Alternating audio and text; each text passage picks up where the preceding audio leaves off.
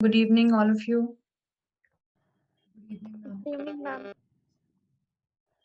ये screen visible है सबको? Yes Yes, ma'am. ओके।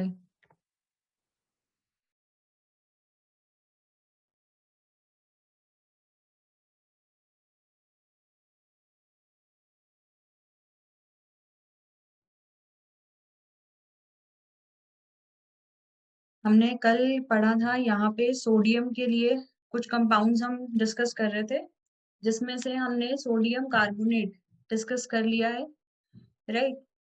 यहाँ तक किसी को कोई डाउट था इसमें, किसी प्रोसेस में, किसी स्टेप में?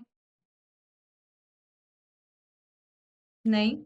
आगे चलते हैं। मैम एक बार सॉल्वे प्रोसेस बता दीजिए। Solvay process, yes ma'am. पूरा प्रोसेस कल इतनी बार एक्सप्लेन किया था, कल भी पूछा था, एग्जैक्टली क्या डाउट है वो पूछो। कोई पर्टिकुलर स्टेप या कोई रिएक्शन नहीं समझ में आया तो वो पूछो। पूरा प्रोसेस तो मैं कल एक्सप्लेन कर चुकी हूँ।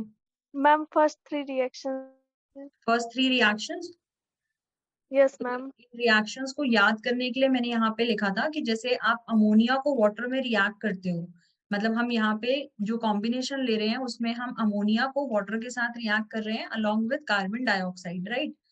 तो रिएक्शन में जो प्रोडक्ट बन रहा है वो बन रहा है अमोनियम कार्बोनेट। तो वो आप याद कैसे करोगे, ये समझाया था कि अमोनिया वाटर के साथ रिएक्ट करता है तो बेटा अमोनियम हाइड्रोक्साइड बनाता है। आपको पता है कि अमोनिया एक बेस है, अमोनिया में नाइट्रोजन के पास लोन पेयर है। अगर हम इसको वाटर में ऐड करते हैं तो वाटर के पास H+ है, तो ये H+ इस अमोनिया के साथ रिएक्ट करके क्या बनाएगा, NH4 पॉजिटिव। क्योंकि ये बेस है तो ये H+ गेन कर लेगा, सो वाटर से H+ ये गेन कर लेगा और साथ में बच जाएंगे OH- आयंस। तो after reaction with water ammonia क्या बनाता है, अमोनियम हाइड्रोक्साइड। और अगर हम वाटर और कार्बन डाइऑक्साइड की बात करते हैं तो ये बनाते हैं कार्बोनिक एसिड H2CO3।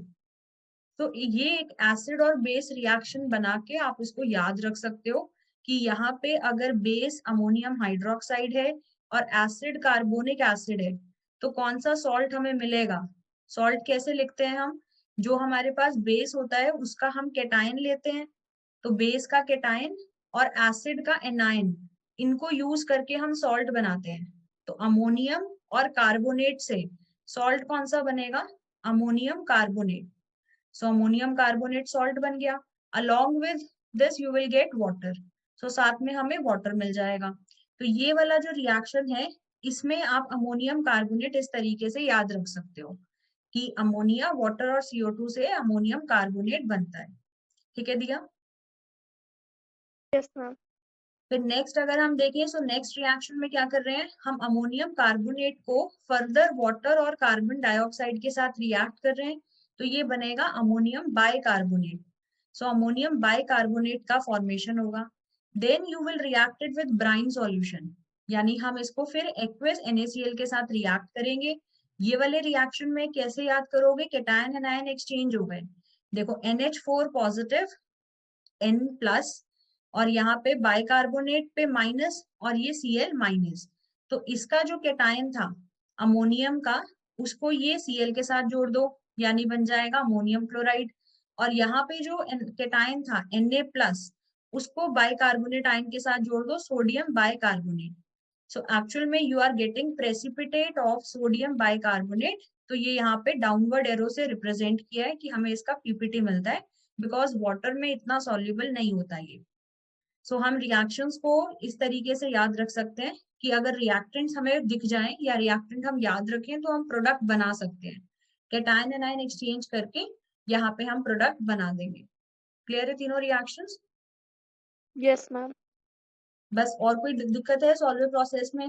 बाकी सारी यही प्रोसेसेस हैं कि what is the by product, ये जो सारी चीजें आप यूज कर रहे हो कैसे कैसे रीजनरेट हो रही हैं, ये सारे स्टेप्स नीचे ये एक्सप्लेन कर रहे थे। क्लियर है? ठीक है दिया, बाकी सारा क्लियर है? Yes ma'am. चलो ठीक है। सो मूविंग ऑन, नेक्स्ट जो कंपाउंड हमें सोडियम का डिस्कस करना है that is sodium hydroxide. Now sodium hydroxide is NaOH। तो पहले तो ये पता होना चाहिए NaOH को हम क्या बोलते हैं, हम इसको बोलते हैं कॉस्टिक सोडा। तो इसका जो दूसरा नाम है वो है कॉस्टिक सोडा। जैसे ऊपर ये भी याद रखना है कि जो ये सोडियम कार्बोनेट है ना, इसका ये फॉर्मूला है, इसको हम वॉशिंग सोडा बोलते हैं। तो ये कुछ इसके कॉमन नेम्स है, वो आपको याद रखने हैं। This is washing soda. तो एग्जाम में पूछ सकते हैं ऑब्जेक्टिव में कि वॉशिंग सोडा का फॉर्मूला क्या है, तो पता होना चाहिए। ऐसे ही NaOH की बात करें तो इसको कॉस्टिक सोडा बोलते हैं।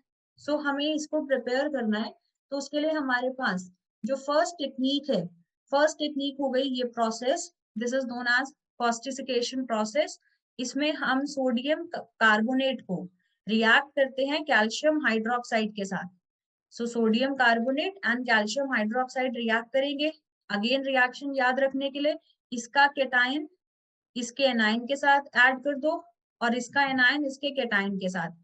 सो केटाइन एनाइन एक्सचेंज कर दो।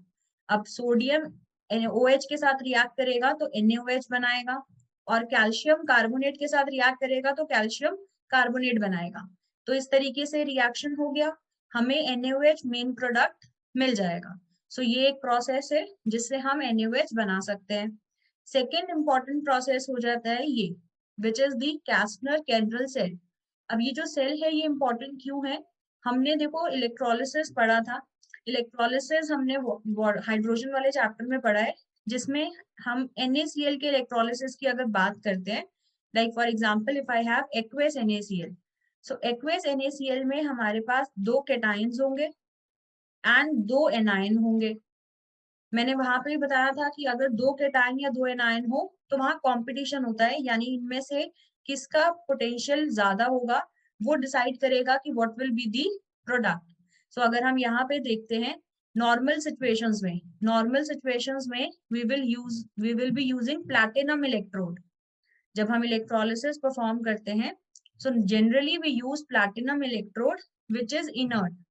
इनर्ट का मतलब ये किसी को अट्रैक्ट नहीं करेगा अपनी तरफ, ये नॉन रिएक्टिव है, इसको कोई मतलब नहीं है कौन सा प्रोडक्ट बन रहा है। सो अगर हम इनर्ट इलेक्ट्रोड लेते हैं तो दोनों केटाइन में से यहाँ से H+ का प्रेफरेंशियल रिडक्शन होता है एंड दोनों एनाइंस में से Cl- का प्रेफरेंशियल ऑक्सीडेशन होता है। Like if I am taking anode and cathode, तो एनोड पे रिएक्शन होगा ऑक्सीडेशन, ऑक्सीडेशन होगा एनाइन का, यानी Cl- will be converting to Cl2 gas by loss of electron. Balance करते हैं तो इस तरीके से ये हमारे पास बैलेंस्ड इक्वेशन होगी। So anions will go to anode, cations will go to cathode. Cathode पे होगा रिडक्शन, यानी H+ will be accepting electron to give you hydrogen gas. So ये रिडक्शन रिएक्शन हम इस तरीके से लिख सकते हैं। तो नॉर्मल जब एक्विस NaCl का इलेक्ट्रोलिसिस किया जाता है तो यहाँ से H2 और Cl2 गैस प्रोडक्ट फॉर्म की करते हैं, या ये प्रोडक्ट्स फॉर्म होते हैं प्लैटिनम इलेक्ट्रोड जब हम यूज करें, because it is inert, right. दोनों के टाइम्स में से जिसका भी रिड्यूस होने का टेंडेंसी ज्यादा होगा वो पहले जाके रिड्यूस हो जाएगा, और दोनों एनाइंस में से जिसका भी ऑक्सीडाइज करने का टेंडेंसी ज्यादा होगा वो पहले जाके ऑक्सीडाइज हो जाएगा। ये होता है नॉर्मल सिचुएशंस में, राइट। अब आते हैं कैस्टनर केंद्रल सेल पे। इस सेल में हम क्या करते हैं, हम यहाँ पे जो कैथोड है ना बेटा, उस कैथोड पे हम मरकरी का कोटिंग करते हैं। मरकरी की कोटिंग करने से कैथोड पे चेंजेस क्या आते हैं कि मरकरी इनर्ट नहीं है। प्लैटिनम तो इनर्ट था, यानी उसको कोई लेना देना नहीं था, वो किसी भी पार्टिकल को अपनी तरफ अट्रैक्ट नहीं कर रहा था, it was inert, non reactive.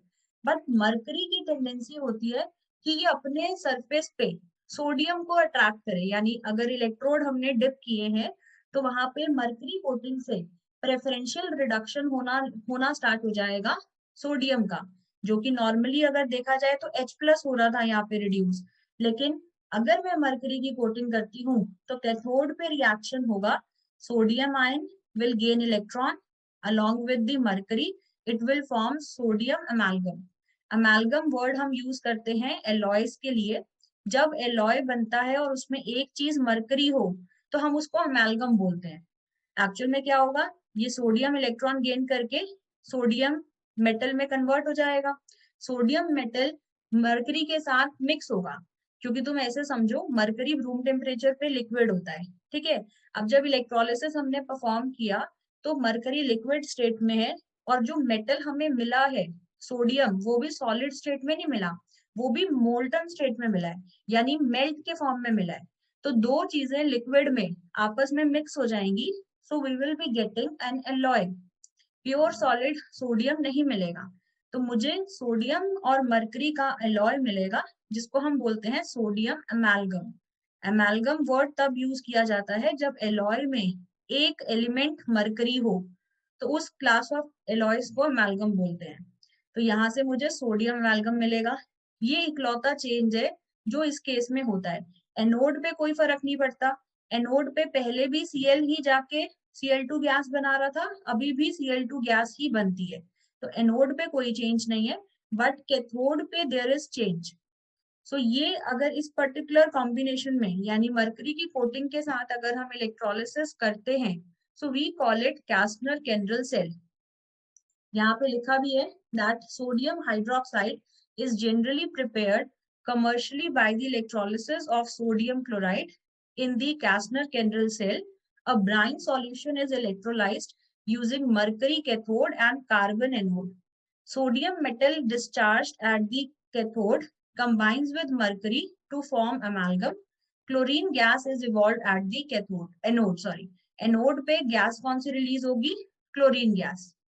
तो ये आपको रिएक्शन याद रखना है एग्जाम के पॉइंट ऑफ व्यू से, क्योंकि जब आप एग्जाम देने जाओगे तो आप 12th में इलेक्ट्रोकेमिस्ट्री भी पढ़ के जाओगे। इलेक्ट्रोकेमिस्ट्री में अगेन इलेक्ट्रोलिसिस हमें डिटेल में डिस्कस करना होता है, तो वहां पे आप एक्वस NaCl का इलेक्ट्रोलिसिस दोबारा से पढ़ोगे, एंड उसमें ये चेंजेस भी पढ़ोगे कि अगर हम प्लैटिनम इलेक्ट्रोड्स लेते हैं तो what are the products form, अगर हम मरकरी लेते हैं तो what is the product form. तो ये डिफरेंस के फॉर्म में वहां पे भी पढ़ाया जाता है, वहां पे दोबारा पढ़ोगे। यहाँ पे ऑलरेडी NaOH की प्रोसेस में पढ़ चुके हो, so that is why it is very important, क्योंकि ये 2-3 बार आ रहा है। Every other chapter is using this, तो आपको इसलिए ये आना चाहिए।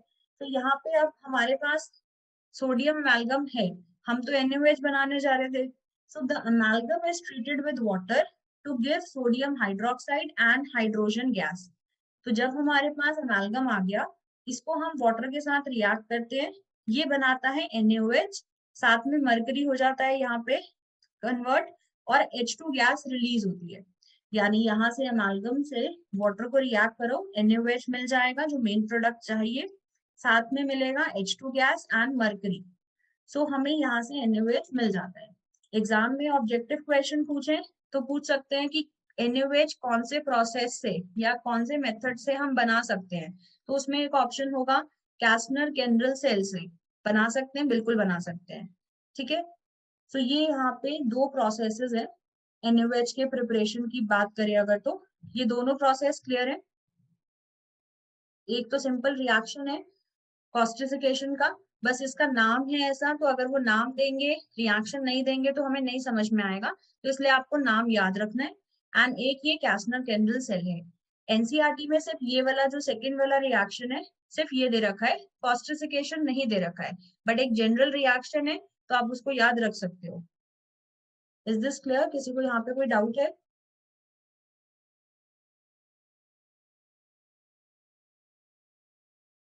Anybody any doubt? No? Yes, ma'am. Clear. Okay. So ये एक तो हमारे पास देखो, सोडियम के केस में आप अगर एनसीईआरटी रीड करोगे तो आपको सोडियम कार्बोनेट मिलेगा, ठीक है, सोडियम हाइड्रोक्साइड मिलेगा। थोड़े से जो कंपाउंड्स और हैं सोडियम के मैं बता देती हूँ। एक तो NaCl के बारे में एनसीईआरटी में कुछ कुछ चीजें लिखी हुई हैं, वो बेसिकली प्रॉपर्टीज लिखी है, so you have to just learn them, और आप एक बार उनको बस रीड कर लो, लर्न करने का भी ऐसा कुछ नहीं है, just have to read it thoroughly. और इसके साथ साथ एक सोडियम बाइकार्बोनेट, तो ये आपके स्टडी मटेरियल और एनसीईआरटी दोनों में इनकी कुछ प्रॉपर्टीज दी हुई है, कोई रिएक्शंस नहीं है, कुछ नहीं है, सिर्फ थ्योरी है। क्या इनका मेल्टिंग पॉइंट है, क्या बॉइलिंग पॉइंट है, किसमें ये सॉल्युबल है किसमें नहीं है। जैसे सोडियम बाइकार्बोनेट को हम बेकिंग पाउडर बोलते हैं, तो इस सारी बेकिंग सोडा बोलते हैं। ये सारी चीजें आपको पता होनी चाहिए, तो ये एनसीईआरटी में मिल जाएंगी, इनको बस रीड करना है। सो सोडियम के जो इंपॉर्टेंट कंपाउंड्स हैं वो यही है, मेन जो क्वेश्चन आएगा या तो सॉल्वे प्रोसेस पे आ सकता है या फिर ये सोडियम हाइड्रोक्साइड पे आ सकता है। इनके नाम याद होने चाहिए किसको क्या बोलते हैं। सो इतना पार्ट अगर क्लियर है, सो नेक्स्ट चलते हैं हम ग्रुप 2 में। जैसे हमने ग्रुप 1 में सोडियम के कंपाउंड्स पढ़े, वैसे ही ग्रुप 2 में वी हैव दी कैल्शियम। अब यहाँ पे हमें ग्रुप 2 में कैल्शियम के कंपाउंड्स पढ़ने हैं। अच्छा, इसमें एक और चीज है, आप बायो के स्टूडेंट हो, ऑलरेडी आपको सोडियम पोटेशियम पंप जानते होंगे। पता है सोडियम पोटेशियम पंप क्या होता है? Yes, no, bio, sodium potassium pump पढ़ा है? Yes ma'am. हाँ, तो ठीक है, अगर आपने सोडियम पोटेशियम पंप पढ़ रखा है तो बायोलॉजिकल इंपॉर्टेंस भी दे रखी है। जैसे सोडियम का कंपाउंड जहाँ पे आप एनसीईआरटी में रीड करोगे तो वहां पे सोडियम पोटेशियम पंप एक्सप्लेन करके उसका बायोलॉजिकल इंपॉर्टेंस भी शो किया है। वो आप बस एक बार रीड करोगे। वो मैं इसलिए बोल रही हूँ क्योंकि उसके केमिस्ट्री में क्वेश्चन आने के चांसेस बहुत कम है। क्योंकि अगर बायो ही पूछनी है तो बायो के 90 क्वेश्चन हैं पूछने को, तो केमिस्ट्री में भी बायो नहीं पूछी जाती। सो चांसेस केमिस्ट्री में उस सेक्शन से क्वेश्चन आने के कम है। बट एटलीस्ट अगर आप पढ़ लोगे तो आपको आइडिया होगा कि केमिस्ट्री की बुक में कितना ही सोडियम पोटेशियम पंप लिखा हुआ है। बहुत ज्यादा तो लिखा नहीं होगा, बहुत थोड़ा सा लिखा होगा, तो वो आइडिया लग जाएगा। सो नेक्स्ट हम आते हैं कंपाउंड्स ऑफ कैल्शियम पे। कैल्शियम के बहुत कम कंपाउंड्स गिवन है, जिसमें से सबसे पहले हो गया कैल्शियम ऑक्साइड। कैल्शियम ऑक्साइड की अगर हम बात करते हैं तो यहाँ पे कैल्शियम ऑक्साइड को क्या क्या और बोलते हैं ये पता होना चाहिए।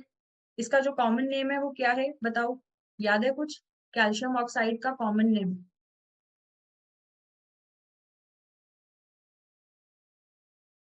क्विकलाइम। क्विकलाइन। सो हम इसको क्विकलाइन बोल सकते हैं। तो अगर एग्जाम में क्विकलाइन पिक करने को बोला जाए तो वो पता होना चाहिए कि कैल्शियम ऑक्साइड है। प्रिपरेशन बहुत ही आसान है, बहुत ही आसान प्रिपरेशन है। कैल्शियम कार्बोनेट है, उसको अगर हम हीट करते हैं तो यहाँ से कैल्शियम ऑक्साइड और CO2 में कन्वर्ट होता है। तो ये ऑलरेडी हमें पता है कि बहुत ही बेसिक सा रिएक्शन है। कैल्शियम कार्बोनेट को हीट करो तो कैल्शियम ऑक्साइड और CO2 फॉर्म होता है। नेक्स्ट अगर हम देखें reactions of calcium carbonate, reactions की अगर हम बात कर रहे हैं, एक तो ये बाद में चलता है और फिर कुछ चल जाता है। रिएक्शंस की अगर हम बात करें तो देखो बेटा, कैल्शियम ऑक्साइड याद रखने का तरीका, मेटल का ऑक्साइड है। रिएक्शंस कैसे याद होंगे? मेटल का ऑक्साइड है ये, कैल्शियम एक मेटल है। मेटल के ऑक्साइड का बाय डिफॉल्ट नेचर होता है बेसिक, यानी ये बेसिक प्रॉपर्टीज शो करेगा। अब तुमने कैल्शियम ऑक्साइड को वाटर में ऐड किया तो तुम्हें मिलेगा कैल्शियम हाइड्रोक्साइड। ये रिएक्शन हम एस ब्लॉक के जब जनरल प्रॉपर्टीज पढ़ रहे थे वहां पे पढ़ चुके हैं। वहां हमने रिएक्शन लिखा था ग्रुप 2 के ऑक्साइड्स में, that MO plus water give you MOH whole twice. So अगर हम मेटल ऑक्साइड को वाटर के साथ रिएक्ट करते हैं so we get metal hydroxide. दूसरा रिएक्शन है कैल्शियम ऑक्साइड में CO2 के साथ रिएक्ट करो तो कैल्शियम कार्बोनेट हमें वापस मिल जाता है। ये रिएक्शन भी हम पढ़ रहे हैं बहुत टाइम से। ये रिएक्शन इस तरीके से भी पढ़ा होगा, कैल्शियम हाइड्रोक्साइड, इसको अगर CO2 पास करो तो यहाँ से भी कैल्शियम कार्बोनेट फॉर्म होता है। कार्बन डाइऑक्साइड के प्रेजेंस को टेस्ट करने के लिए हम ये रिएक्शन यूज करते हैं कि हम यहाँ पे स्लेक्ड लाइम में कार्बन डाइऑक्साइड पास करें तो हमें लाइम वाटर मिल्की टर्न हो जाता है। ये 9th क्लास से ये रिएक्शन पढ़ाया जा रहा है तुम्हें कि लाइम वाटर मिल्की हो जाता है, उससे हम कार्बन डाइऑक्साइड का प्रेजेंस चेक कर सकते हैं। तो ये यहाँ पे स्लेक्ड लाइम या लाइम वाटर हो गया कैल्शियम हाइड्रोक्साइड, जो बेसिकली क्या है, कैल्शियम ऑक्साइड प्लस वाटर। इसमें CO2 पास करोगे तो कैल्शियम कार्बोनेट बनता है। कैल्शियम कार्बोनेट वाटर में उतना ज्यादा सॉल्युबल नहीं है, तो पूरी तरह पानी में घुलेगा नहीं, और व्हाइट कलर का ये बाय डिफॉल्ट होता है। अब पानी में पूरी तरह घुलेगा नहीं, बन जाएगा तो वो जो हमारे पास वो है बीकर है, सॉरी बीकर या टेस्ट ट्यूब है, उसमें वो घूमता रहेगा तो हमें ये कुछ व्हाइट कलर का मिल्कीनेस सा नजर आएगा। तो वो मिल्कीनेस जो है वो क्यों होती है? Because of the calcium carbonate. तो ये रिएक्शंस बहुत सिंपल है। नेक्स्ट आते हैं, ये दो रिएक्शंस यहाँ पे गिवन है। अगेन ये रिएक्शंस क्यों इंपॉर्टेंट है?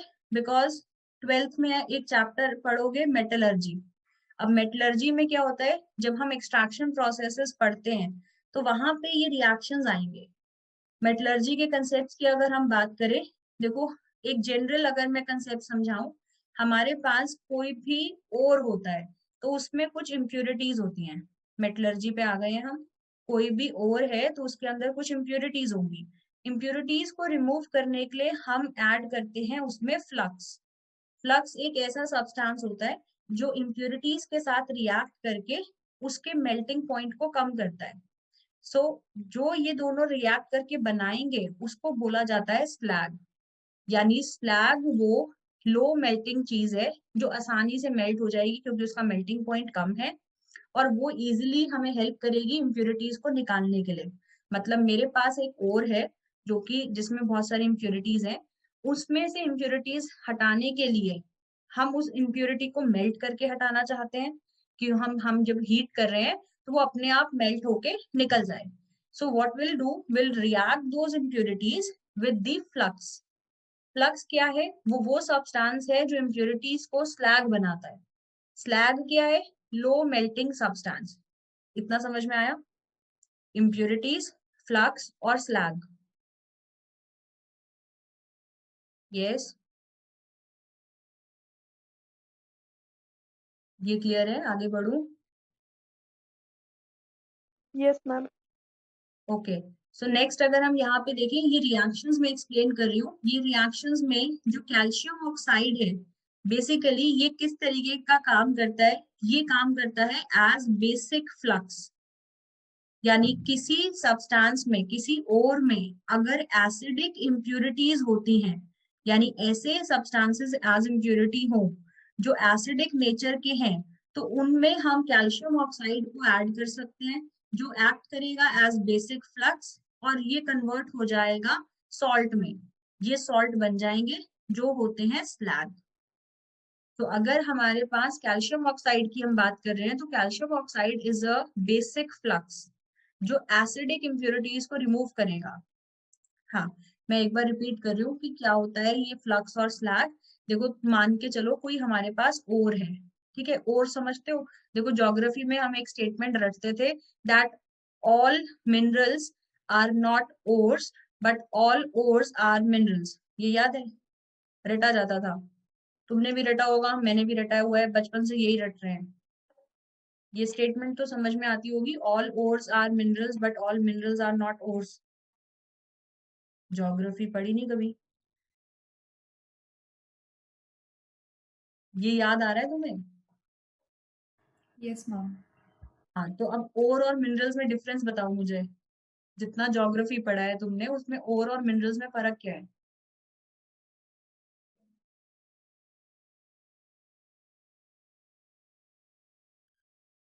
ज्योग्राफी पूछो वो नहीं आती, केमिस्ट्री पूछो तो चुप। मैम ओर से मेटल एक्सट्रैक्ट कर सकते हैं। हाँ हाँ बिल्कुल। और बाकी जो इन जनरल मिनरल्स हैं, मिनरल्स बेसिकली वो चीज होती है जिसके अंदर कोई भी मेटल प्रेजेंट है। हम उससे एक्सट्रैक्ट कर पाएंगे या नहीं कर पाएंगे उसकी बात ही नहीं हो रही है। एक रॉक है, कोई भी ऐसा पहाड़ जिसके अंदर कोई एक एलिमेंट हमें मिल जाए, दैट इज अ मिनरल। अब उससे एक्सट्रैक्शन होगा या नहीं होगा, अगर एक्सट्रैक्शन हो सकता है तो हम उसको ओर बोलेंगे, अगर एक्सट्रैक्शन नहीं हो सकता तो वो मिनरल ही है। अब ओर जो है वो बेसिकली वो एक सब्सटेंस है या वो एक पर्टिकुलर मिनरल है जिससे एक्सट्रैक्शन पॉसिबल है। तो मान लो कोई भी मेटल तुम एक्सट्रैक्ट करना चाहते हो तो उसके ओर को लोगे, उसके साथ कुछ इम्प्यूरिटीज भी होंगी। ऐसा तो है नहीं सब एज इट इज हमें मिल जाएगा, there will be certain impurities. Now what is the metallurgy? Metallurgy में हम एक टेक्निक यूज करते हैं जिससे हम मेटल एक्सट्रैक्ट कर सके, यानी the sole purpose is to remove impurities. How will I remove the impurities? Impurities remove करने के लिए तुम्हें इसे किसी के साथ रिएक्ट करवाना पड़ेगा। किसी के साथ रिएक्ट करके हम क्या चाहते हैं कि ये इजिली मेल्ट हो जाए, क्योंकि जितने भी एक्सट्रैक्शन के मेथड्स होते हैं उनमें हम हीट करते हैं, बहुत हाई टेम्परेचर पे हीट किया जाता है। सो आई वांट कि ये इम्प्यूरिटी बहुत आसानी से मेल्ट हो जाए। अब इसका दो ऑप्शन होते हैं। पहला ऑप्शन है कि इम्प्योरिटी जो है उसका खुद का ही मेल्टिंग पॉइंट कम हो। अगर इम्प्योरिटी का बाय डिफॉल्ट खुद का ही मेल्टिंग पॉइंट कम है तो खुद ही हट जाएगा। दूसरा तरीका है कि हम उस इम्प्योरिटी को किसी चीज के साथ रिएक्ट करें ताकि वो एक ऐसी चीज में कन्वर्ट हो जाए जिसका मेल्टिंग पॉइंट लो है। सो लो मेल्टिंग सब्सटेंस हमें चाहिए होता है। अब यहाँ पे क्या हो रहा है कि जो इम्प्योरिटीज हैं हम उसको किसी के साथ रिएक्ट कर रहे हैं, और वो किसी कौन है, वो किसी यहाँ फ्लक्स है, उसको फ्लक्स बोलते हैं। और जो वो लो मेल्टिंग सब्सटेंस बन रहा है उसको स्लैग बोलते हैं। सो इम्प्योरिटीज को फ्लक्स के साथ रिएक्ट किया जाएगा सो दैट वो लो मेल्टिंग सब्सटेंस बन जाए, that is a slag. Calcium के केस में क्या हो रहा है, now calcium oxide is behaving as a basic flux. Basic flux क्या करेगा, बेसिक फ्लक्स उनके साथ रिएक्ट करेगा जिन इम्प्योरिटीज का एसिडिक नेचर है। सो जिन इम्प्योरिटीज का एसिडिक नेचर है उनको रिएक्ट करने के लिए हम कैल्शियम ऑक्साइड को यूज करेंगे, it will behave as a basic flux. ठीक है, अब तुम्हें कैसे पता चलेगा कि ये इम्प्योरिटी एसिडिक है या नहीं? हमें पता है कि जो नॉन मेटल के ऑक्साइड होते हैं वो एसिडिक होते हैं। So non metallic oxides are acidic, जैसे सिलिकॉन और फॉस्फोरस। सिलिकॉन का जो ऑक्साइड है वो नॉन मेटल का ऑक्साइड है तो एसिडिक होगा। यहाँ पे अगर हम देखें phosphorus is a non metal, उसका ऑक्साइड एसिडिक है। तो जो नॉन मेटल के ऑक्साइड्स हैं वो एसिडिक हैं, उनको रिएक्ट करेंगे मेटल के ऑक्साइड के साथ, क्योंकि मेटल का ऑक्साइड होता है बेसिक। और रिएक्शन में प्रोडक्ट बनाना तो बहुत ही आसान है, जो कुछ तुम्हें दिख रहा है सब एक साथ लिख दो। देखो इस फॉर्मूला में एक कैल्शियम है, एक कैल्शियम है, एक सिलिकॉन है, एक सिलिकॉन है, टोटल 3 ऑक्सीजन है, 3 ऑक्सीजन है। तो ये सिलिकेट बन जाता है बेसिकली। इस टाइप ऑफ कंपाउंड्स को सिलिकेट्स बोलते हैं या स्लैग बोलते हैं। तो ये यहाँ पे स्लैग फॉर्म करेगा। अब ऐसे ही यहाँ पे कैल्शियम ऑक्साइड को फॉस्फोरस के ऑक्साइड के साथ रिएक्ट करेंगे तो कैल्शियम फॉस्फेट बन जाएगा। तो ये यहाँ से कैल्शियम फॉस्फेट का फॉर्मूला लिखना है तुमने। यानी बेसिकली इनको अगर इन जनरल बोले तो सॉल्ट बनाना है तुमको। और सॉल्ट बनाने को याद रखने का सिंपल तरीका, acid plus base will give you salt. Metal का ऑक्साइड बेसिक, नॉन मेटल का oxide acidic, acid plus base salt. सही है, रिएक्शंस कर लोगे कंप्लीट? यस, क्लियर है? हर्ष समझ में आ गया स्लैग और फ्लक्स? हाँ दिया बोलो। Yes, ma'am. Clear. ठीक है, सो ये हमारे पास फर्स्ट कंपाउंड है कैल्शियम का, विच इज कैल्शियम ऑक्साइड और क्विकलाइन। दूसरा कंपाउंड आता है कैल्शियम हाइड्रोक्साइड। कैल्शियम हाइड्रोक्साइड के बनाने के वही बेसिक तरीके कि हमने कैल्शियम ऑक्साइड को पानी में डाला, सो ये यहाँ से कैल्शियम हाइड्रोक्साइड बनाएगा। तो ये रिएक्शन हम एक बार पढ़ चुके हैं, अब उसको 4 बार अलग अलग लिखने से कोई फर्क नहीं पड़ेगा, वो रिएक्शन आता है। तो ये प्रिपरेशन तो हो जाएगी।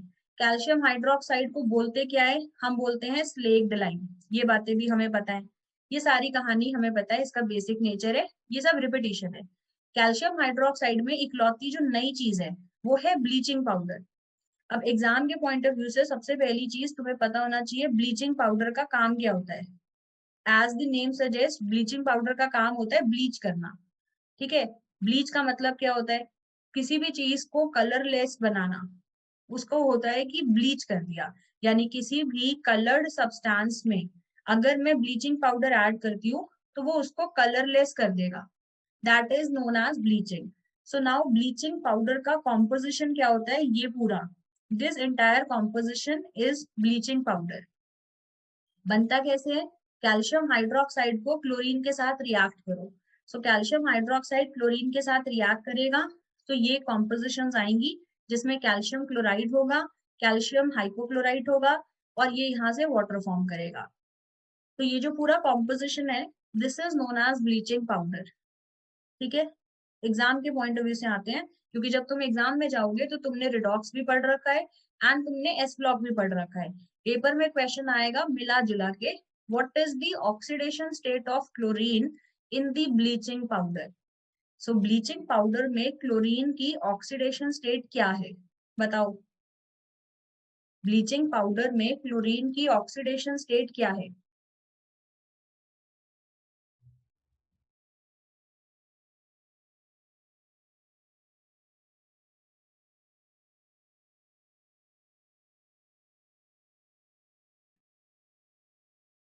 Ma'am, can you repeat the question? What is the oxidation state of chlorine in the bleaching powder? Oxidation state of chlorine in the bleaching powder.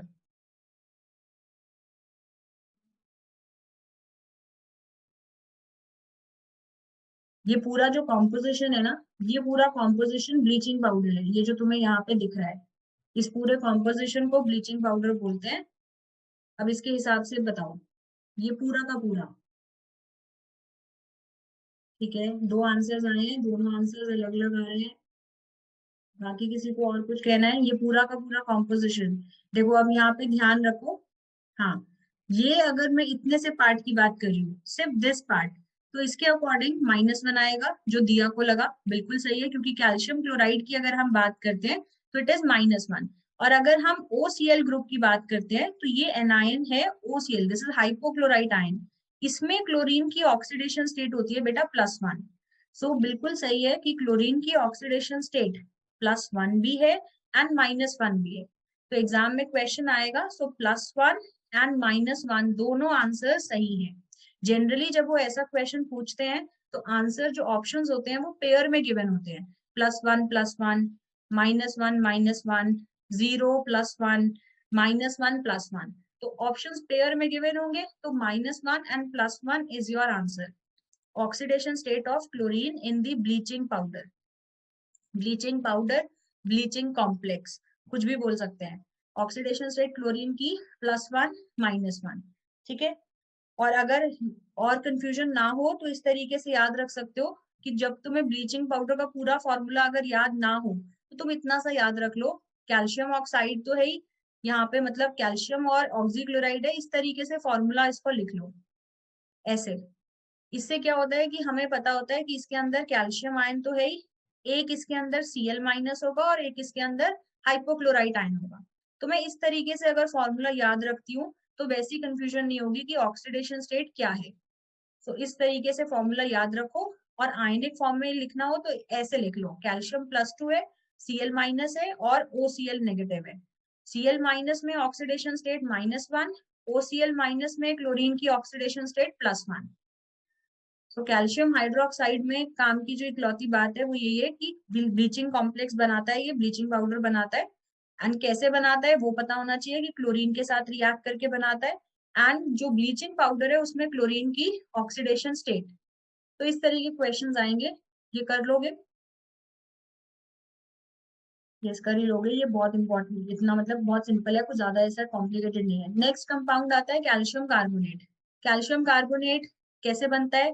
Calcium hydroxide को CO2 के साथ रिएक्ट करो, कैल्शियम कार्बोनेट बन जाएगा, जो हम lime water milky वाला reaction पढ़ चुके हैं अभी। अब ये यहाँ पे लिखा भी हुआ है, कैल्शियम हाइड्रोक्साइड CO2 के साथ रिएक्ट करो, कैल्शियम कार्बोनेट वाटर बनेगा।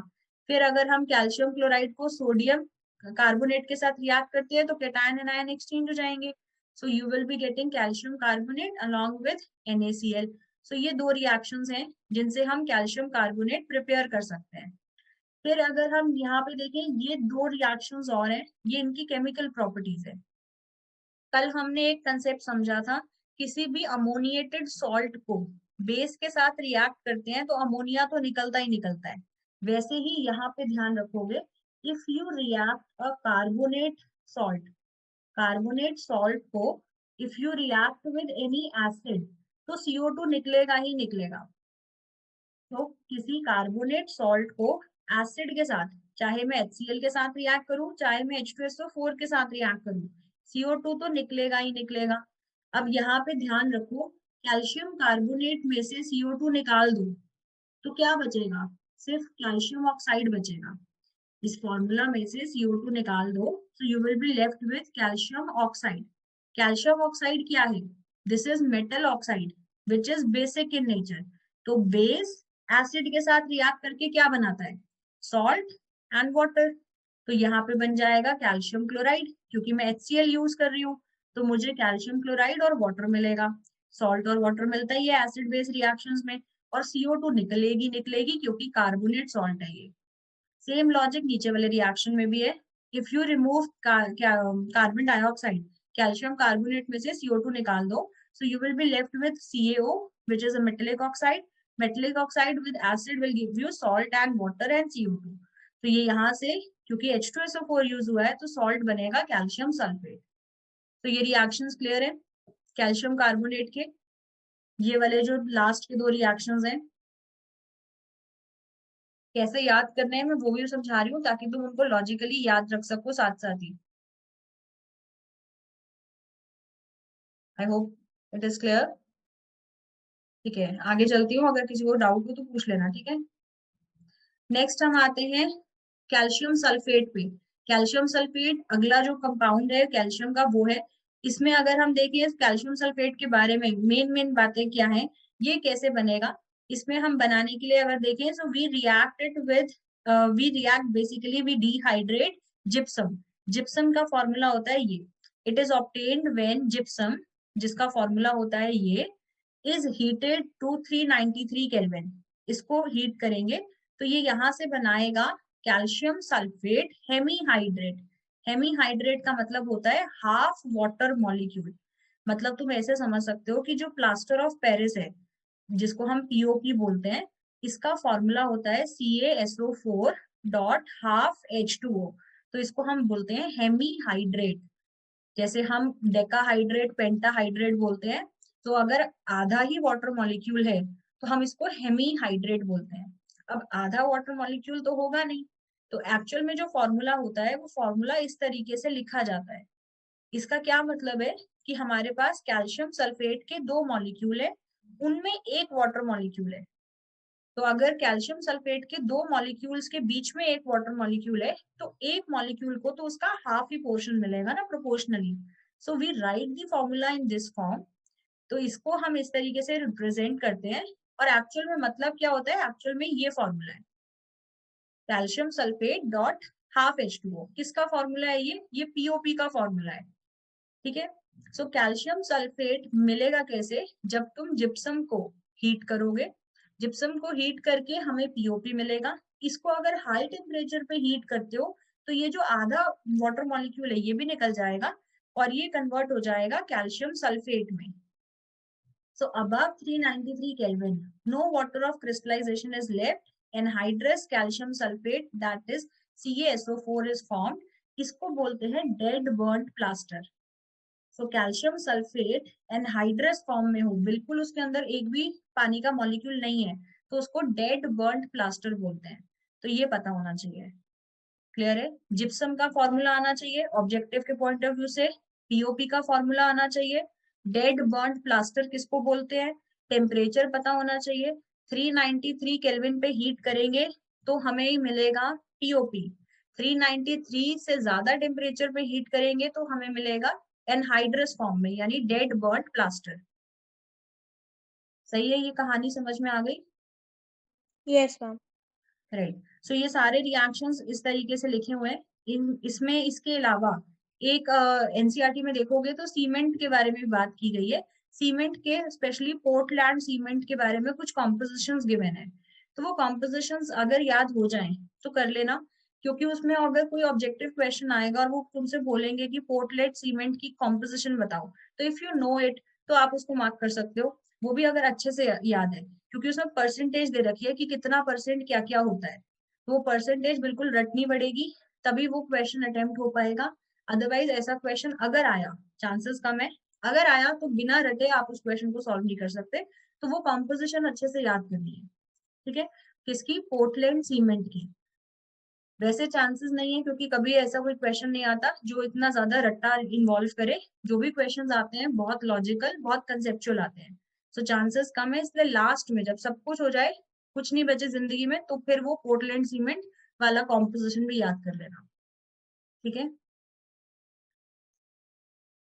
चलो, तो ये हमने जितना मेन एस ब्लॉक पढ़ना था ये हो गया। अब आते हैं क्वेश्चंस पे। मैंने बोला था कल की क्लास में कि थोड़ा बहुत पढ़ के रखना, जितना हमने पढ़ लिया है उसको अब हम क्वेश्चंस करने वाले हैं। ऑलरेडी 30 क्वेश्चंस अभी तक हो चुके हैं, this is the 31st question. चलो शुरू हो जाओ बेटा, क्वेश्चन नंबर 31 है ये। क्या लग रहा है तुम्हें? जितना हमने पढ़ रखा है, जितना समझ में आया, उस बेस पे वी आर ट्राइंग कि कितनी चीजें हमें याद रहती हैं, उनको चेक कर रहे हैं, right. Commercial production of sodium carbonate is done by which process? So we have already read Solvay's process. तो बिल्कुल सही आंसर आया है Solvay's process. So दिया, दोनों दिया ने बहुत सही आंसर दिया है, अलीना, नंदनी। चारों का आंसर सही है, सॉल्वेज प्रोसेस। बाकी क्लास की जनता, ये वो मैगी वाला टाइम हो चुका है इनका। चलो क्वेश्चन नंबर 32 पे आओ। Question number 32, washing soda. Washing soda बेटा डेकाहाइड्रेट होता है ये, ठीक है, दिया याद रखना है। वॉशिंग सोडा इज Na2CO3.10H2O, ठीक है। सो आंसर हो जाएगा फर्स्ट, ठीक है। दिया प्रजापति, आंसर समझ में आ गया? Fourth Yes. आंसर नहीं होगा, ठीक है, फर्स्ट आंसर होगा, बिकॉज 10 वाटर मॉलिक्यूल्स उसमें होते हैं। क्वेश्चन नंबर 33 पे आओ। क्या लग रहा है 33 में?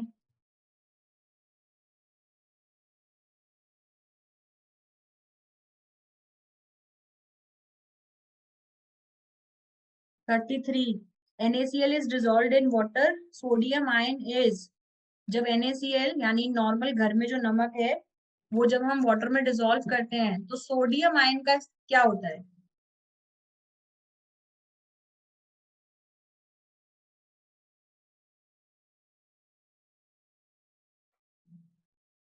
दिया को कुछ लग रहा है, बाकी सक्षम को भी कुछ लग रहा है, कोई आंसर लग रहा है? Sodium ion is oxidised. देख ध्यान से क्वेश्चन को पढ़ो, सोडियम आयन की बात कर रही हूँ मैं, सोडियम आयन समझ रहे हो तुम? सोडियम आयन ये है, इसको कहाँ और ऑक्सीडाइज करना है? ये एक इलेक्ट्रॉन लूज कर सकता था, कर दिया, it is already sodium ion, ये फर्दर ऑक्सीडाइज नहीं हो सकता, ठीक है सक्षम? Yes, ma'am. तो क्या होगा अब? ये +2 +3 में तो जाएगा नहीं, क्या बचा इसकी जिंदगी में अब करने को? हाइड्रोलाइज नहीं होगा बेटा, हाइड्रेट होगा, हाइड्रेट। कितनी क्लासेस से चिल्ला रही हूँ मैं, सॉल्वेट, हाइड्रेट। सोडियम आयन को पानी के मॉलिक्यूल्स घेर लेंगे, याद आ रहा है कुछ? कोई भी चीज वाटर में डिसॉल्व होती है तो वाटर मॉलिक्यूल्स उसको सराउंड करते हैं, तो वो पूरा कंसेप्ट उसको क्या बोलते हैं? हाइड्रेशन। हाइड्रोलिसिस का क्या मतलब होता है? बॉन्ड का टूटना। सो NaCl is dissolved in water. उन्होंने ये नहीं पूछा कि NaCl के साथ क्या हुआ है, ध्यान से बात समझो। हाइड्रोलाइज या हाइड्रोलाइज्ड कौन हुआ है? हाइड्रोलाइज्ड हुआ है बेटा NaCl, क्योंकि इसके बॉन्ड टूटे हैं। उन्होंने क्वेश्चन में पूछा है सोडियम आयन के साथ क्या हुआ है, तो सोडियम आयन हाइड्रेट हुआ है। दिया, नंदिनी, चिंजनी, समझ में आ रहा है डिफरेंस? जिन्होंने भी Yes, आंसर 3 आंसर दिया है वो ध्यान से बात समझो। हाइड्रोलिसिस का मतलब होता है because of water bond breakage, वो NaCl का हुआ है। अगर मैं पूछती कि पानी में NaCl घोलने से NaCl के साथ क्या हुआ है, तो NaCl का हाइड्रोलिसिस हुआ है। लेकिन मैंने पूछा यहाँ पे क्वेश्चन में पूछा सोडियम आयन के साथ क्या हुआ है, so sodium ion is getting surrounded by the water molecules, so that means it is getting hydrated, so answer is 4। So Harsh, hydrolysed समझ में आ गया, हाइड्रेट होगा ये,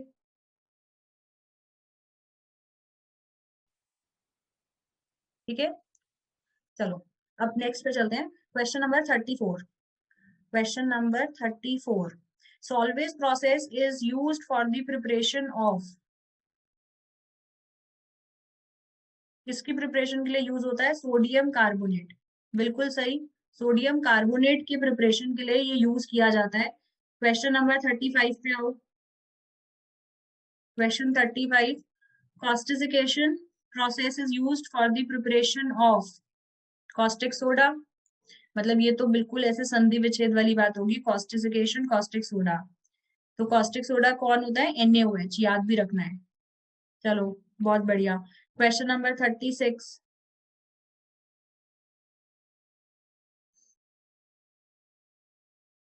in the Kastner-Kendall cell for production of sodium hydroxide. ध्यान से पढ़ो, तसल्ली से, कोई जल्दीबाजी नहीं है। In the Kastner-Kendall cell for production of sodium hydroxide, right? Kastner-Kendall cell पे क्या प्लैटिनम इलेक्ट्रोड यूज होते हैं? नो। ब्राइन का इलेक्ट्रोलाइज होता है ग्रेफाइट इलेक्ट्रोड के साथ, ब्राइन सॉल्यूशन का इलेक्ट्रोलाइज? नो। मोल्टन NaCl का इलेक्ट्रोलाइज होता है? नो। सो आंसर क्या बचा? 4। Sodium amalgam is formed at the mercury cathode, so ये प्रोसेस होता है कैस्टनर-केंडल सेल में। सो आंसर 4 है, बिल्कुल सही। नंदिनी, दिया और हर्ष तीनों ने आंसर दिया, सही दिया।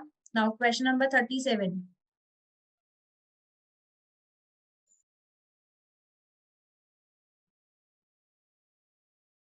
Question number 37.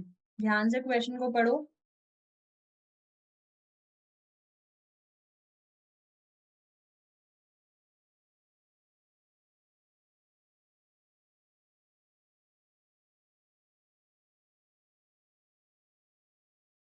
Question number 37. इसमें क्या लग रहा है? Elemental sodium. हमें करेक्ट स्टेटमेंट बतानी है. Identify the correct statement.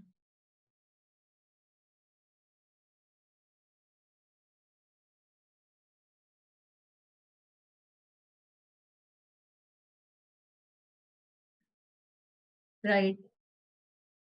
Correct statement बतानी है हमें. Elemental sodium is easily oxidised. क्योंकि देखो बेटा, ग्रुप 1 का मेटल है. ग्रुप 1 के मेटल का जो आयनाइजेशन पोटेंशियल है वो लो होता है. सो लो आयनाइजेशन पोटेंशियल का मतलब इजिली इलेक्ट्रॉन निकाल देंगे ये. तो अगर सोडियम इजिली इलेक्ट्रॉन निकाल देगा तो क्या बनेगा? ये बनेगा Na+. So that means it is easily oxidised. So ये फोर्थ स्टेटमेंट बिल्कुल सही है. बाकी ऑप्शंस देखो. थर्ड ऑप्शन में दिया elemental sodium is insoluble in ammonia. बिल्कुल नहीं. हमने बर्च रिडक्शन वाला पढ़ा हुआ है कंसेप्ट कि सोडियम को लिक्विड अमोनिया में अगर हम डालते हैं तो ये ब्लू कलर का सॉल्यूशन बनाता है. वो बिल्कुल वही सेम कहानी. तो हमें ये पता होना चाहिए कि पानी ये अमोनिया में डिसॉल्व हो जाता है. Elemental sodium is a strong oxidising agent. अगर एलिमेंटल सोडियम है तो ये इलेक्ट्रॉन रिलीज करके Na+ बनाएगा. जो इलेक्ट्रॉन इसने रिलीज किए वो किसी और कोई और सिस्टम गेन करेगा. जो इलेक्ट्रॉन गेन करता है उसका रिडक्शन होता है. यानी ये स्ट्रॉन्ग रिड्यूसिंग एजेंट होगा. ऑक्सीडाइजिंग एजेंट ना होके it is a reducing agent. तो ये स्टेटमेंट भी गलत हो गई. फर्स्ट स्टेटमेंट में दिया elemental sodium can be prepared and isolated by electrolysing aqueous solution of sodium chloride. Aqueous solution अगर हम सोडियम क्लोराइड का लेते हैं, अभी हमने इलेक्ट्रोलिसिस पढ़ा था, अगर मैं एक्वस NaCl लेती हूँ so I have these two cations जिनमें से H+ चला जाता है प्रेफरेंशियली रिड्यूस होके. सोडियम तो जाता ही नहीं है. तो हम सोडियम कैसे बना सकते हैं? तो हम सोडियम नहीं बना पाएंगे. सो फर्स्ट स्टेटमेंट भी गलत है. तो आंसर हो जाएगा 4. ठीक है. देखो मैं तुम्हें एक चीज बताती हूँ. ऑब्जेक्टिव पेपर के केस में सिंपल सा फंडा होता है. या तो आपको सही आंसर आना चाहिए या आपको गलत आंसर्स पिक करने आने चाहिए. तो कोई एक तरीका भी हो. क्योंकि पेपर में कई बार हम ऑप्शंस एलिमिनेट करके भी आंसर मार्क करने वाली सिचुएशन में आ जाते हैं. एक बार मैंने आंसर मार्क कर दिया, मेरा क्वेश्चन सही हो गया, कोई मुझसे नहीं पूछता कि वो क्वेश्चन कैसे सही हो गया. या तो you know the right answer और you are capable enough to identify the wrong options. Either case तुम्हें ये समझ में आ जाएगा कौन सा आंसर मार्क करना है. बहुत बार क्वेश्चंस में ऐसा होता है कि हमें एक बारी में पढ़ के ये समझ नहीं आता कि इसका एग्जैक्टली सही आंसर कौन सा है. लेकिन हम जब सोचने लगते हैं कि क्या फर्स्ट हो सकता है, नहीं. क्या सेकंड हो सकता है, नहीं. क्या थर्ड हो सकता है, नहीं. तो फिर क्या बचा? फोर्थ. तो वो हमें मार्क करना है. तो ये कुछ बेसिक बातें हैं, याद रखनी है, पेपर में हेल्प करती हैं. सो नेक्स्ट हम आते हैं क्वेश्चन नंबर 38 पे. ओहो, एक मिनट. ये क्वेश्चन है 38. Question number 38. NaOH is prepared by the method. Right. तो मेथड हो जाएगा कैस्नर केंड्रेल सेल. क्वेश्चन नंबर 38 का आंसर आ गया है. 39 पे आते हैं. This is question number 39. The most stable compound is. अब पूरा एस ब्लॉक कंबाइन करके क्वेश्चंस हैं, not just what we have read in the previous class. तो प्रीवियस जितनी भी क्लासेस में जो कुछ पढ़ रखा है. Most stable compound. स्टेबिलिटी किस पे डिसाइड करोगे तुम? लैटिस पे. जिसका लैटिस जितना ज्यादा स्ट्रॉन्ग होगा वो उतना ही ज्यादा स्टेबल कंपाउंड होगा. और लिथियम को बाकी हेलोजेंस के साथ कंपेयर करना है. सो लिथियम अपने आप में एक छोटा केटायन है. Lithium is a small cation. so most stable compound would be छोटा cation will be stabilized by छोटा anion. सो इनमें से सबसे छोटा एनायन है F minus, so Li plus will be stabilized more with F minus, क्योंकि small cation small anion अगर हो तो जो लैटिस है बहुत स्ट्रॉन्ग बनेगा। सो ये मोस्ट स्टेबल कंपाउंड है इसमें से। ठीक है, सबका आंसर सही था। क्वेश्चन नंबर 40, ये है question 40, which is most basic in character, most basic in character. Group 1 के हाइड्रोक्साइड्स हैं ये, ग्रुप 1 हाइड्रोक्साइड्स का बेसिक स्ट्रेंथ कंपेयर करना है। So down the group basic strength को क्या होता है उसके हिसाब से सोचो। हर्ष, नंदिनी और दिया कोई कुछ कुछ लग रहा है आंसर, बाकी सक्षम, सिंजनी, मानस कोई आंसर नहीं आ रहा, दिया Singh, Alina, what do you think?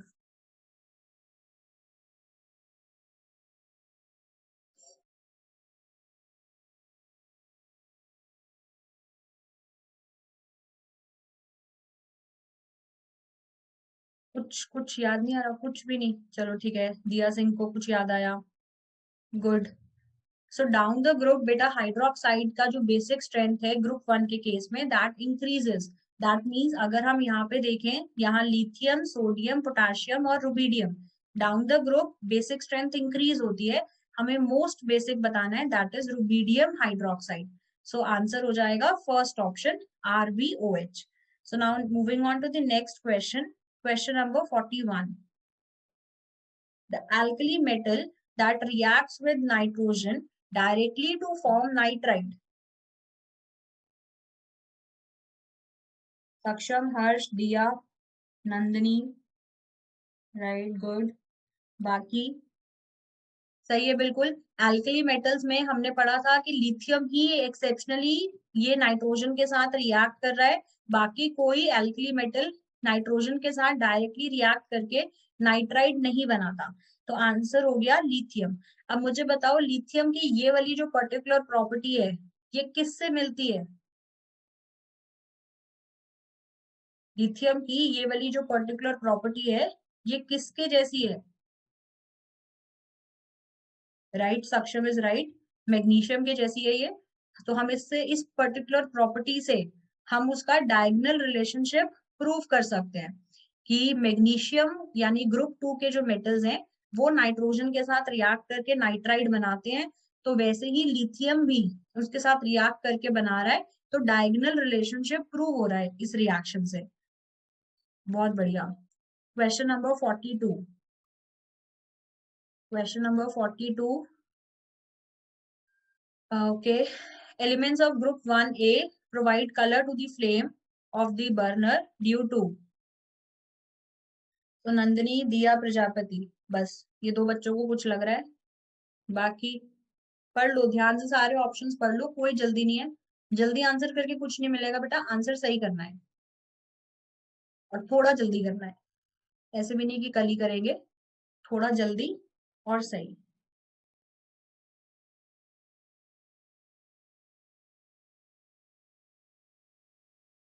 Flame colour भी याद रखने हैं, अगर एग्जाम में क्वेश्चन आ जाए कि इस एलिमेंट का क्या कलर का फ्लेम होता है तो वो भी आना चाहिए। अगर वो फ्लेम कलर बता दिया और तुम्हें एलिमेंट पिक करने को बोले, ऐसे क्वेश्चंस भी आ सकते हैं, तो उस रेफरेंस पे भी रेडी रहना है, वो भी याद रहना चाहिए। सो नंदिनी और दिया को ही ये क्वेश्चन आ रहा है, क्वेश्चन 42, इसमें इन्होंने आंसर बोला फर्स्ट, बिल्कुल सही है, क्योंकि उनका आयनाइजेशन पोटेंशियल कम होता है। देखो आप ये ध्यान रखो कि जो भी कलर आता है ना बेटा, वो कलर इलेक्ट्रॉन की वजह से आता है, क्योंकि अगर मैंने किसी सिस्टम को हीट किया so I am giving energy, electron वो एनर्जी को गेन करके अपने लो लेवल से हाई लेवल जाएगा। सो इलेक्ट्रॉन लेवल्स में जो उसके इलेक्ट्रॉनिक लेवल्स हैं वहां पे लो लेवल से it will go to the high level. So low to high level पे जब इलेक्ट्रॉन जाता है, it is not stable at the higher level, it is bound to come to the lower level. तो जब वो लो से high जाएगा energy gain करेगा, जब वो हाई से वापस लो आएगा वो एनर्जी रिलीज कर देगा, what ever energy it is releasing उसकी वजह से corresponding color आता है। So the elements they are giving color to the flame because they have low ionisation potential, क्योंकि उनका जो आखिरी इलेक्ट्रॉन है दैट इज लूजली बाउंड, वो इजिली निकल के ट्रांजिशंस कर सकता है। तो बिल्कुल सही आंसर दिया है नंदनी और दिया नहीं दिया है, बट ये आंसर बिल्कुल सही है first. Now question number 43, reaction of water with sodium and potassium is right, right, right, बिल्कुल सही है कि रिएक्शन पोटेशियम और मतलब सोडियम और पोटेशियम का वाटर के साथ रिएक्शन हाईली एक्सोथर्मिक होता है। बिल्कुल सही है, हाईली एक्सोथर्मिक रिएक्शन होता है। मुझे बताओ लिथियम के साथ जो रिएक्शन है वो भी एक्सोथर्मिक होता है, लेकिन वो इतना विगरस नहीं होता। क्यों नहीं होता?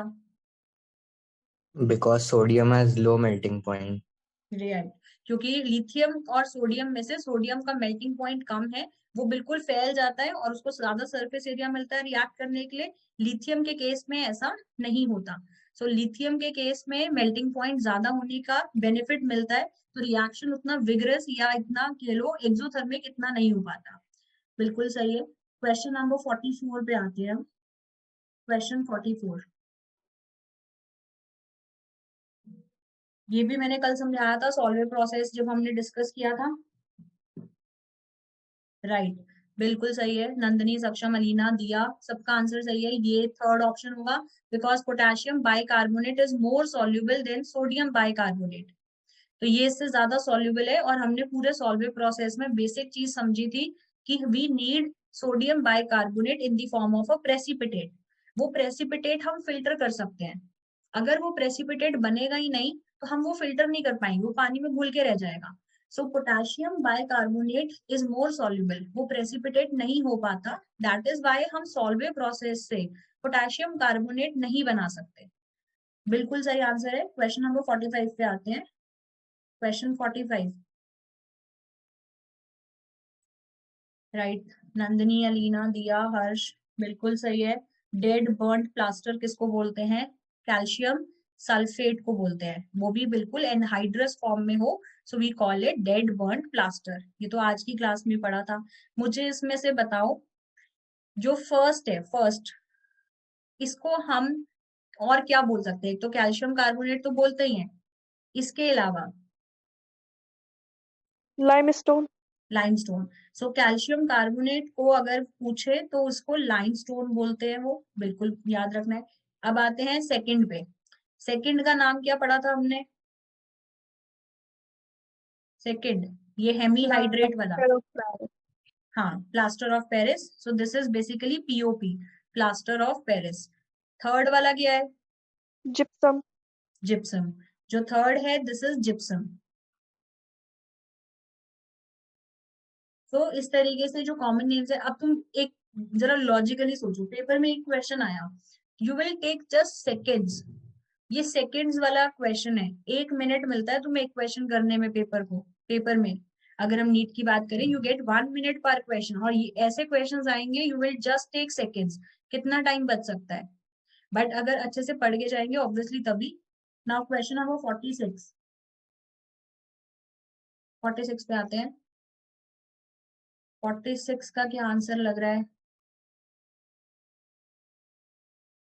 Sodium is heated in the presence of air, air मतलब ऑक्सीजन, तो what will it form? Read all the options carefully, read all the options carefully. जल्दीबाजी नहीं करनी है, पेपर में 4 ऑप्शन दिए गए हैं, चारों को इक्वल इंपॉर्टेंस दो। 4 ऑप्शंस हैं, ध्यान से पढ़ो। सक्षम, दिया, नंदिनी, जल्दीबाजी करके कुछ नहीं मिलने वाला। 3 घंटे का पेपर है, 1.5 घंटे में करके बैठ जाओगे तो कोई नहीं देखेगा, उसके मार्क्स नहीं मिलेंगे। क्वेश्चन सही होना चाहिए। राइट, नंदिनी, समझ में आ गया नंदिनी को, उसने ऑप्शंस पढ़ लिए हैं। सक्षम ने भी ऑप्शंस पढ़ लिए हैं। अब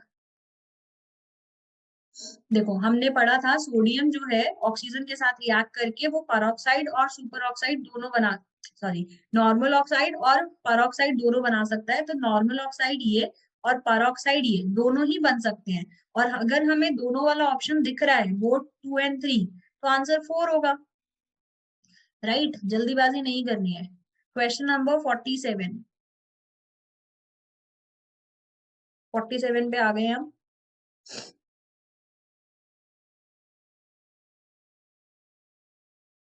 correct sequence of increasing covalent character is represented by.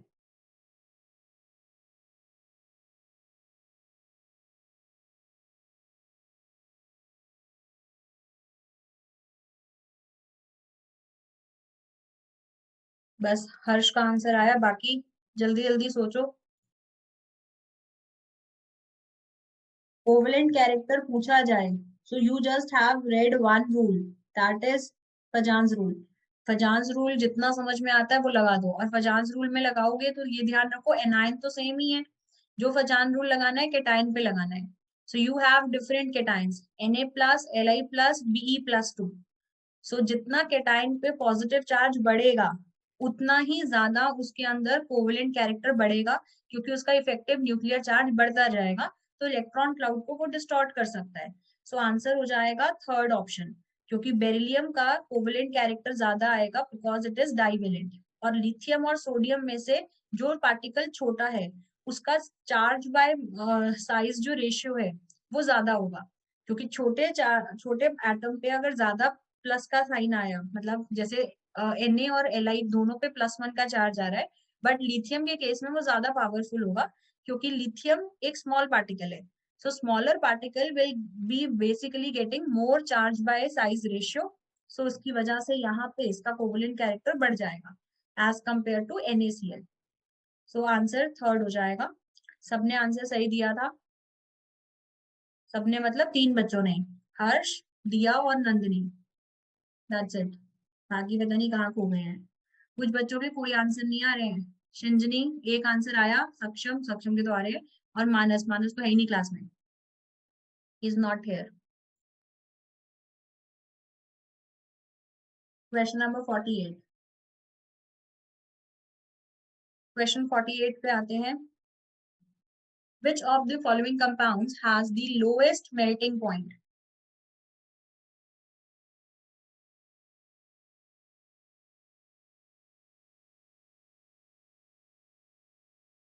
Lowest melting point.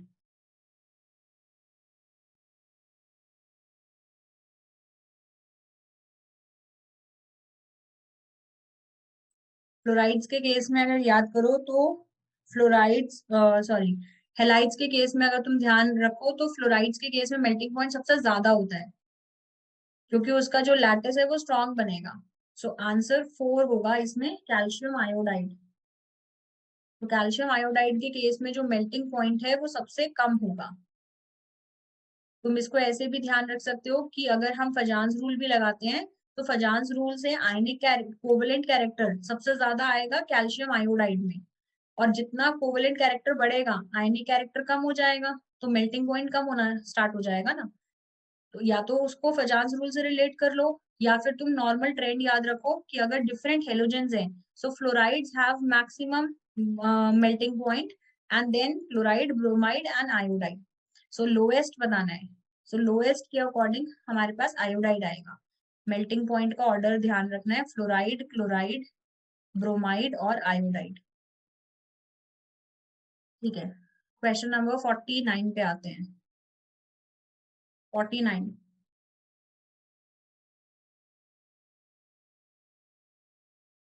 which one of the alkali metals forms only normal oxide? कौन सा ऐसा मेटल है जो सिर्फ नॉर्मल ऑक्साइड बना रहा है आउट ऑफ दी ऑप्शंस? दिया, हर्ष, नंदिनी, सक्षम, चारों ने आंसर कर दिया है। बिल्कुल सही है, फर्स्ट आंसर आ जाएगा, क्योंकि लिथियम ही है जो सिर्फ मोनो ऑक्साइड बनाता है, नॉर्मल ऑक्साइड बनाता है। सोडियम बना सकता है नॉर्मल ऑक्साइड यानी मोनो ऑक्साइड और परऑक्साइड। रुबिडियम और पोटेशियम ये परऑक्साइड और सुपर ऑक्साइड बना सकते हैं। बिल्कुल सही आंसर है। क्वेश्चन नंबर 50,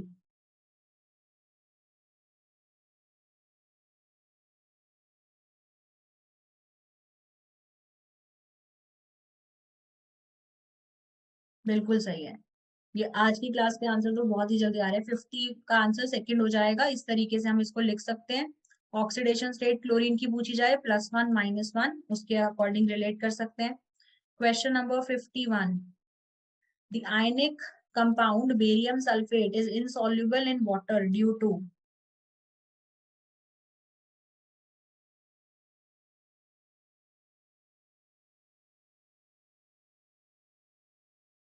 अलीना, हर्ष, बिल्कुल सही। कोई भी चीज पानी में डिसॉल्व नहीं हो रही है उसके बेसिकली दो रीजन होते हैं कि एक तो उसका जो लैटिस है वो लैटिस इतना ज्यादा स्ट्रांग है कि उसको जो हाइड्रेशन एनर्जी है कंपनसेट नहीं कर पा रही है। तो ये बिल्कुल सही, हमें दोनों ऑप्शन दिख रहे हैं कि हाइड्रेशन एनर्जी कम है और लैटिस एनर्जी ज्यादा है, तो बोथ 1 और 3 ऑप्शन बिल्कुल सही हो जाएगा। राइट। Now question number 52। तो question 52, correct order of increasing ionic character.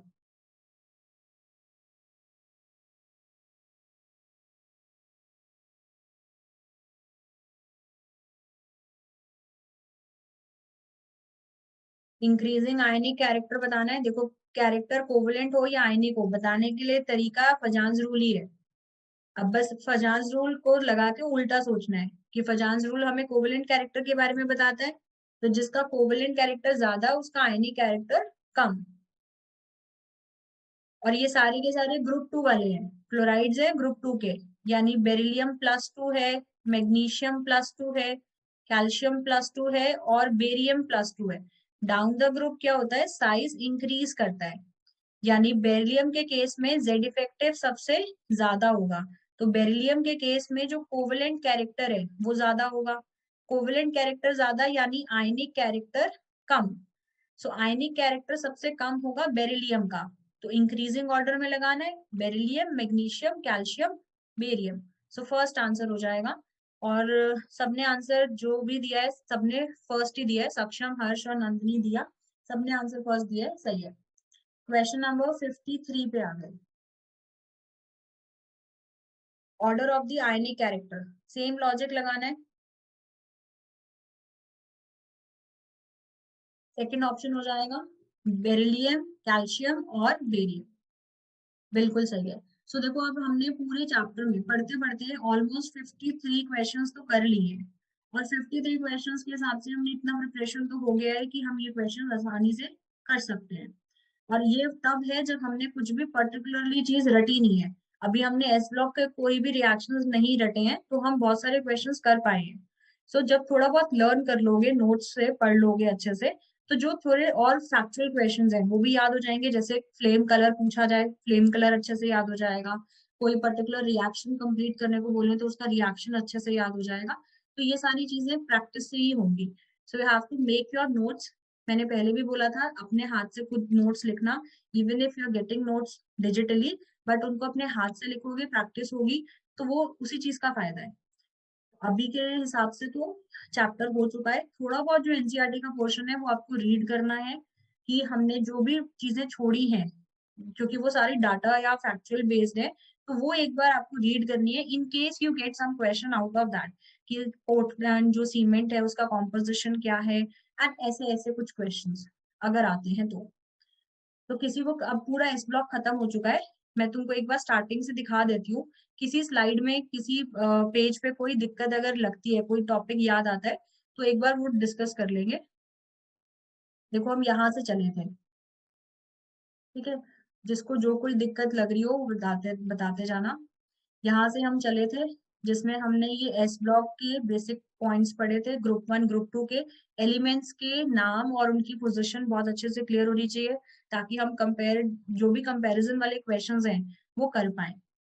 Configuration थी, फिजिकल प्रॉपर्टीज थी, ठीक है, एटॉमिक और आयनिक साइज के कंपैरिजन था, और डेंसिटी का।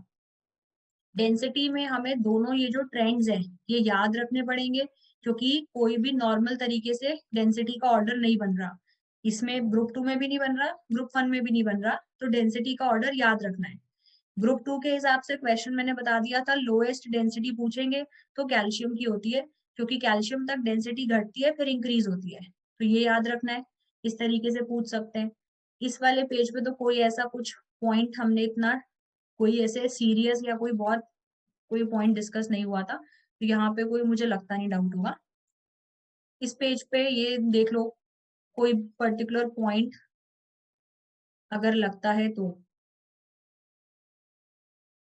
Ionization energy, hydration, oxidation state, metallic character, देखते भी रहो, धीरे धीरे करती हूँ। Ma'am, according to NCERT, the lowest boiling point is of cesium, ma'am, but you have written of rubidium. कहाँ पे बॉइलिंग Um, पॉइंट का ऑर्डर? yes, ma'am. एक मिनट, मैं एक बार चेक कर लूंगी इन केस अगर ऐसा कुछ है। मैंने कहाँ पे लिखा है बॉइलिंग पॉइंट का ऑर्डर? नेक्स्ट पेज पे था, एक मिनट, ये वाला। हाँ, इसमें क्या बोल रहे हो आप? Ma'am, the lowest boiling point is of cesium. अच्छा, रुबीडियम का उससे ज्यादा है? Yes, ma'am, rubidium is 961 Kelvin. और ये सीजियम? 944. चलो ठीक है, मैं एक बार ये चेक कर लेती हूँ, अगर कुछ ऐसा होगा तो मैं ग्रुप पे बता दूंगी। ठीक है, एक बार मैं ये पॉइंट चेक कर लेती हूँ, एनसीईआरटी का जो डाटा है उसको किसी और बुक से भी कंफर्म कर लेते हैं।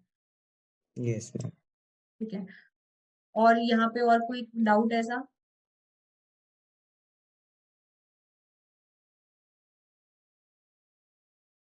No, nothing.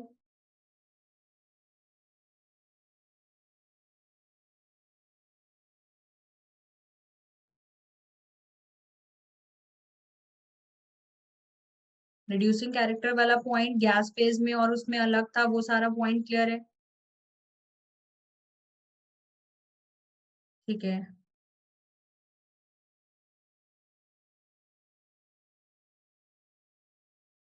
नेक्स्ट अगर हम देखें यहाँ पे रिएक्टिविटी विद वाटर था, इसमें ये लिथियम वाली सारी कहानी अच्छे से समझ में आई गई है, इसमें कोई ऐसी प्रॉब्लम नहीं है। ऑक्सीजन के साथ रिएक्शन है। अच्छा, ये मैग्नेटिक बिहेवियर पता होना चाहिए कि जैसे सुपर ऑक्साइड या परऑक्साइड की बात हो रही है तो कौन डायामैग्नेटिक है, कौन पैरामैग्नेटिक है। तो अगर हम सुपर ऑक्साइड की बात कर रहे हैं तो वो पैरामैग्नेटिक है, अगर हम परऑक्साइड की बात कर रहे हैं तो वो डायामैग्नेटिक है। एग्जाम में ऐसा क्वेश्चन भी आ सकता है कि 4 ऑप्शन दे दिए, उनमें से पूछ रहे हैं विच इज पैरामैग्नेटिक, तो उन चारों में से कोई एक जो कंपाउंड होगा वो, अगर वो तुमसे डायमैग्नेटिक पूछ रहे हैं तो पेरोक्साइड दिया होगा कोई एक, और अगर वो पैरामैग्नेटिक पूछ रहे हैं तो कोई चारों में से एक सुपर ऑक्साइड होगा, तो उसको अकॉर्डिंगली रिलेट कर सकते हैं। ठीक है, ऐसे क्वेश्चंस आएंगे तो you will be able to do it. जो कुछ फैक्चुअल पॉइंट्स हैं वो याद रखने हैं, ये भी हो जाएगा, इसमें ऐसा कुछ नहीं है, कोई ऐसा कुछ डिफिकल्ट वाला पॉइंट नहीं था।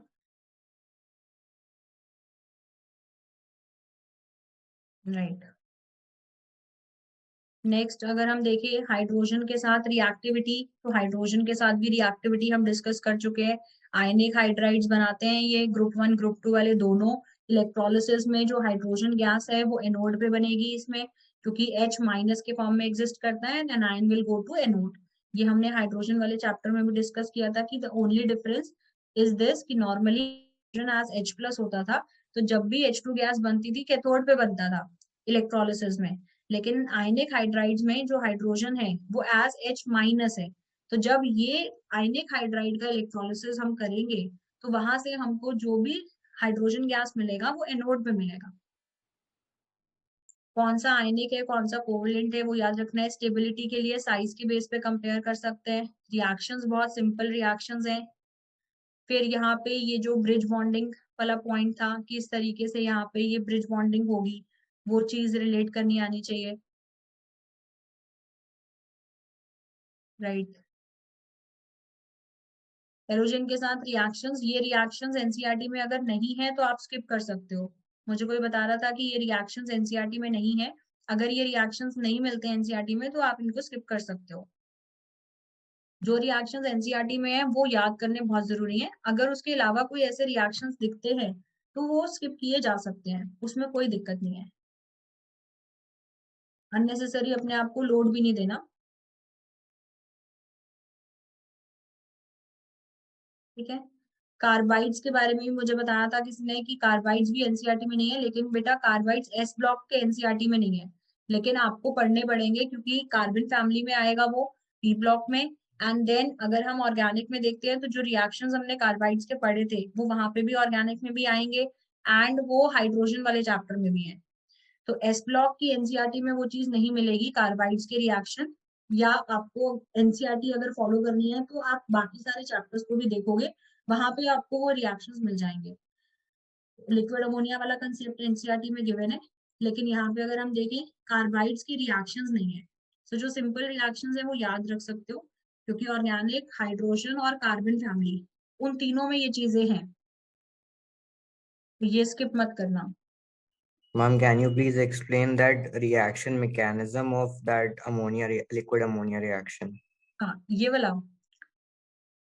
Yes, ma'am.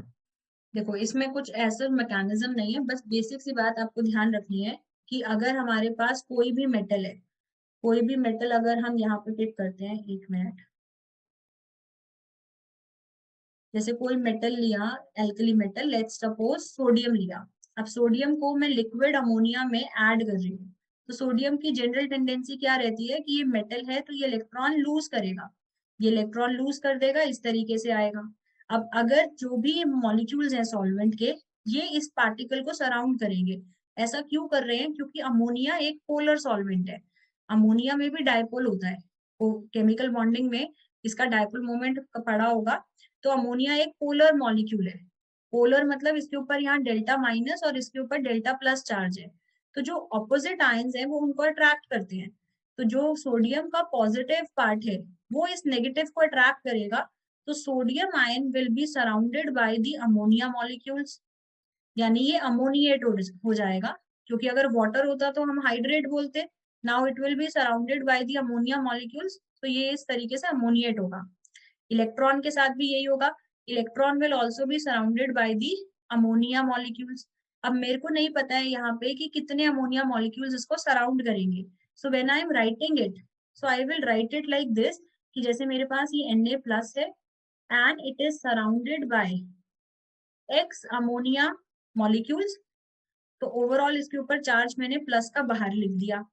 और जो एक इलेक्ट्रॉन है, that electron is also surrounded by ammonia molecules, let it be y, तो मैंने एक इसको चार्ज माइनस का बाहर लिख दिया, इस तरीके से लिख दिया है। जो ये सिचुएशन है, ये जो डायग्राम बना के चीज समझाई जा रही है, इसको केमिस्ट्री में केमिकली इस तरीके से लिख दिया है कि x और y कोई एक रैंडम नंबर है, उतने मॉलिक्यूल्स इसको सराउंड कर रहे हैं। अब इसको जनरल लिखना चाहोगे तो ये जो Na है, Na की जगह ये M बन जाएगा। तो जो भी कोई एल्कली मेटल है वो इस तरीके से प्रेजेंट होगा। ये अमोनिएटेड जो इलेक्ट्रॉन्स है, इसकी वजह से सॉल्यूशन का कलर ब्लू है, इसकी वजह से सॉल्यूशन पैरामैग्नेटिक है, इसकी वजह से सॉल्यूशन रिड्यूसिंग प्रॉपर्टीज रखता है, एंड सो ऑन। यानी जो भी उसकी प्रॉपर्टीज हैं वो इसी इलेक्ट्रॉन की वजह से है। ठीक है, क्लियर है? Yes, ma'am.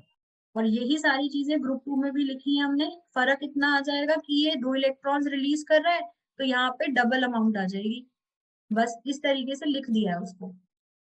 और एक बार ये मेटल आयन अगर थोड़ी देर इसको पढ़ा देंगे तो ये इलेक्ट्रॉन अमोनिया के ही मॉलिक्यूल्स गेन कर लेंगे।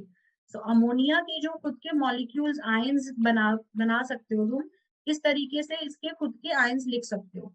जैसे वाटर वीक इलेक्ट्रोलाइट है, लेकिन हम उसको डिसोसिएट करें तो हम उसको डिसोसिएट करके एज H+ और OH- लिख सकते हैं ना। डिसोसिएट पूरी तरह होगा नहीं होगा, that is a different thing. So ऐसे ही अमोनिया को भी हम इस तरीके से लिख सकते हैं H+ एंड NH2-। अब NH2- तो खुद नेगेटिव है, ये इलेक्ट्रॉन नहीं लेगा, लेकिन H+ इलेक्ट्रॉन लेके बनाएगा एटम। एक H एटम दूसरे H एटम के साथ कंबाइन करके हाइड्रोजन गैस बनाएगा। NH2- सॉल्यूशन में पड़ा रह गया, साथ के साथ M+ पड़ा रह गया, क्योंकि मेटल के आयंस तो वहीं के वहीं है। तो MnH2 बन जाएगा प्रोडक्ट अमाइड, जो यहाँ पे बनाया है कि जो मेटल अमाइड है वो मेन प्रोडक्ट है हमारे पास MnH2, और साथ में कौन सी गैस लिबरेट हो रही है? Hydrogen gas. ये होगी थोड़े टाइम बाद की कहानी, जब सॉल्यूशन पड़ा रह गया। ठीक है, क्लियर है? Yes, ma'am. राइट। तो ये कार्बन वाला हो गया, ये हाइड्रोक्साइड, ये सारे तो ऑर्डर्स हैं, ये आप लर्न ही करने हैं, इनमें कुछ नहीं है। हैलाइड्स एंड ऑक्सो एसिड्स, इसमें किसी को कोई डाउट है किसी ट्रेंड में? अगर बाद में भी पढ़ते हो, अगर फॉर एग्जाम्पल अभी कोई डाउट नहीं है, बाद में पढ़ते हो तो वो भी पूछ सकते हो बाद में भी। ठीक है, ग्रुप पे पूछ लेना या अलग से पूछ लेना।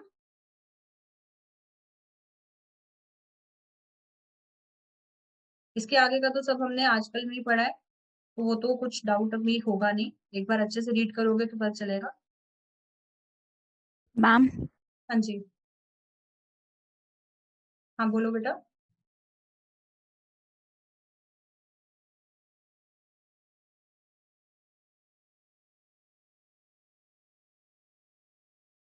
मैम, मैम के आगे। हेलो। हाँ हाँ हाँ बोलो। हाँ मैम, उसके बाद एक पॉइंट था ionic conductance increasing. What does this mean? कहाँ कहाँ पे? मॉड्यूल में हाइड्रेशन एंथैल्पी के अंडर एक पॉइंट था साइज ऑफ हाइड्रेटेड आयन, हाँ और हाँ it was written hydrated ion size decreases down the group. ठीक है, और आयनिक कंडक्टेंस डिक्रीज। इंक्रीजिंग। अगर हाइड्रेट, देखो मैं तुम्हें समझाती हूँ, आयनिक कंडक्टेंस का मतलब होता है कि पार्टिकल पानी में है and it has to conduct. तो अगर हाइड्रेशन बढ़ रहा है, हाइड्रेटेड साइज बढ़ रहा है, तो कंडक्टेंस कम होगा। Ionic conductance should decrease with increasing size because particle is in the solvent and it is increasing its size. तो उसका bulkiness बढ़ रहा है, it cannot carry charge easily, तो उसका जो कंडक्टेंस है वो कम होगा। अगर छोटा पार्टिकल है तो वो चार्ज जल्दी कैरी करेगा, जो स्मॉलर पार्टिकल्स होते हैं दे मूव फास्टर। तो एक बार वो चेक करो। But size, still it is written ionic conductance increases down the group. Ionic conductance increases down the group तभी पॉसिबल है अगर हम मोल्टन स्टेट में लेते हैं, फिर उन्होंने हाइड्रेशन से रिलेट नहीं किया होगा। देखो बेसिकली क्या है, let's suppose, let's compare caesium and lithium. Now in the gas phase यानी in the molten state, lithium is a छोटा particle, so smaller in size it will move faster, and caesium is a bigger particle, right. So hydration होने के बाद overall size क्या हो जाएगा, lithium का size बढ़ जाएगा, सीजियम में जाने पे उसका साइज कम हो रहा है कंपैरेटिवली, तब वो हाइड्रेटेड सिचुएशंस में बोल रहे हैं कि कंडक्टेंस बढ़ रहा है। समझ में आ रही है? Lithium will get more hydrated, caesium will get less hydrated, effective size, hydrated size lithium का बढ़ जाएगा। तो when we are taking the hydrated ions, तो वो हाइड्रेशन डाउन द ग्रुप जैसे इंक्रीज हो रहा है, पार्टिकल का साइज कम हो रहा है। Yes, ma'am. तो अगर वो क्वेश्चन में ये भी ध्यान रखना, अगर कोई क्वेश्चन पूछते हैं तो you have to be very particular कि वो मोल्टन स्टेट में कंपेयर करवा रहे हैं या हाइड्रेटेड, तो अकॉर्डिंगली वो चेंज हो जाएगा। ठीक है, Okay, ma'am. बस ओवरऑल ध्यान रखना है कि smaller particle will carry charge faster. सीधी सीधी बात ये है, अगर मोल्टन स्टेट में don't have to consider hydration, lithium will be the faster in conductance, and अगर एक्वस में हम बात कर रहे हैं तो caesium will be faster in conductance. फिर Yes, ma'am. so I'm ending the class for today. Okay, thank you.